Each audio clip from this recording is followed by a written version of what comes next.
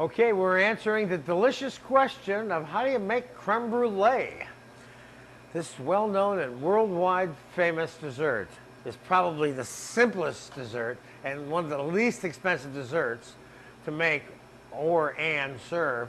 And I think that might have something to do with why it's been served by so many restaurants. And then again, it's very good, and I can understand that part of it too. But very few restaurants skip the beat on this particular item because it requires no skill and no money, almost, to make this dish. And it is spectacular. So, I've made a couple of small deviations on the creme brulee here to show you what you could do, okay? I'm going to make one with chocolate and vanilla and one with chocolate, vanilla, and sliced banana.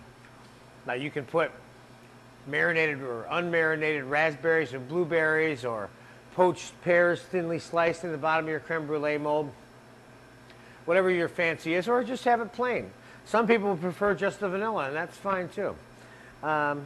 One thing I will point out to you before we get started about making creme brulee is the requirement of the mold.